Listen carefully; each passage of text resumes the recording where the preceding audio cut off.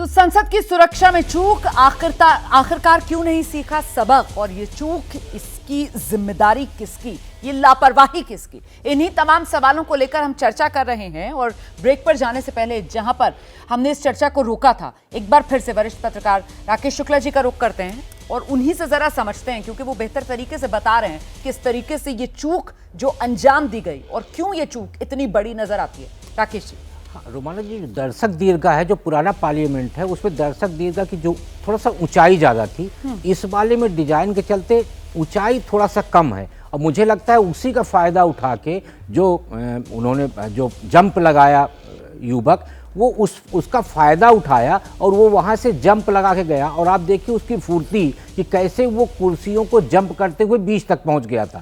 तो उसके लिए बहुत आसान था वहाँ से जंप करके नीचे पहुँचना।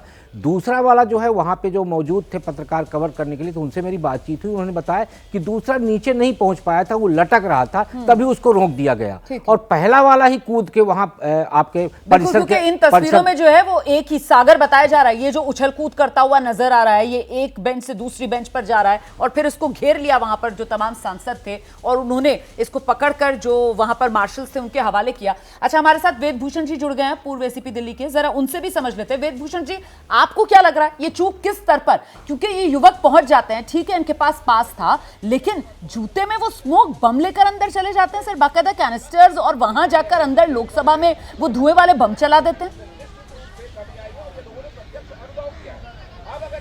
देखिए रोमाना, जहां से मैं डिबेट कर रहा हूं, मैं 3 साल एसीपी पार्लियामेंट स्ट्रीट रहा हूं। तमाम सिक्योरिटी के सिस्टम को मैं आपके दर्शकों के लिए बताना चाहता हूं। 4 लेयर की सिक्योरिटी यहां पर होती है।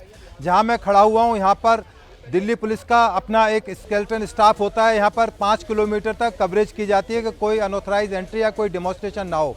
इस पूरे क्षेत्र में धारा 144, मैं दोबारा बता रहा हूँ, धारा 144 नई दिल्ली के एरिया में पूरे साल बनी रहती है, क्योंकि तमाम पार्लियामेंट स्ट्रीट, राष्ट्रपति भवन, विजय चौक, तमाम चीज़ें हैं।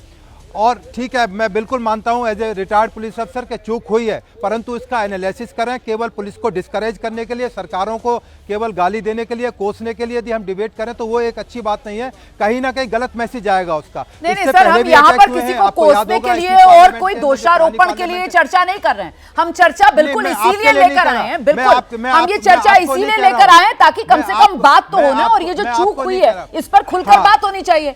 आज देखिए ना, आप बरसी है 13 दिसंबर 2001 को जो हुआ था, 22 साल उसके पूरे हो गए हैं, और आज के मौके पर एक बार फिर से सुरक्षा में जब चूक होगी तो सवाल पूछा जाएगा सर, और इसीलिए हम ये चर्चा लेकर आए हैं। इस वक्त हमारे साथ राजेंद्र अग्रवाल जी मौजूद हैं। जिस वक्त संसद के भीतर ये पूरा का पूरा हंगामा बरपा, उस वक्त पीठासीन अधिकारी चेयर में राजेंद्र अग्रवाल जी ही मौजूद थे। और राजेंद्र जी, मैं सिर्फ आपसे ये जानना चाहती हूं सर, आंखों देखी आप, क्योंकि उस दिशा में बैठे हुए थे चेहरा करके जहां आपकी आंखों के सामने ये सब कुछ होता हुआ नजर आया, तो आप प्लीज मेरे दर्शकों को बताइए आपने क्या देखा। देखिए, वो 0 आवर चल रहा था उस समय। हाँ जी। 0 आवर के अंदर माननीय सांसद अपने क्षेत्र से संबंधित महत्वपूर्ण विषयों को सामान्यतः उठाते हैं, तो वो चल रहा था। तो पीछे की तरफ कुछ हलचल सी हुई, तो मुझे ऐसा लगा कि शायद कोई दर्शक दीर्घा से गिर गया है, परंतु तभी मैंने देखा एक और नौजवान था, वो रेलिंग पकड़ करके नीचे कूद रहा था। तो बात स्पष्ट हो गई कि दोनों कूदे थे ये।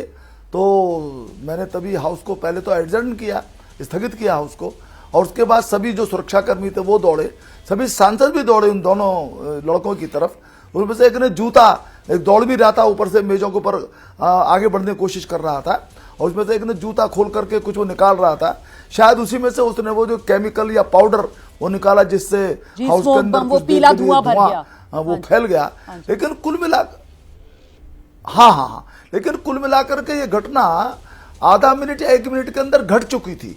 और इन द मीन टाइम सभी सांसदों ने बड़े बिल्कुल किसी प्रकार के कोई पैनिक नहीं था, किसी प्रकार का कोई घबराहट नहीं थी, कहीं पर भी कोई कहीं भागा नहीं इधर उधर। सबने उसको पकड़ करके, सुरक्षाकर्मी भी आ गए थे और उनको पकड़ करके अपने काबू में कर लिया। बिल्कुल राजेंद्र अग्रवाल जी, वो हमने तस्वीरें भी देखी किस तरीके से सांसद जो हैं वहां पर वो दिलेरी सी दिखाते हुए नजर आए। जैसे ही घड़ी का काटा दोपहर 2:30 पे आए, बबीता जी का दिल सास बहू साजिश के लिए मचल जाए।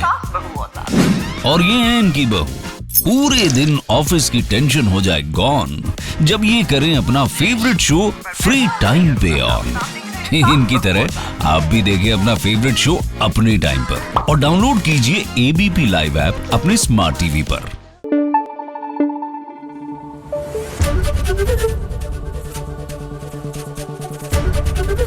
एबीपी न्यूज आपको रखे आगे।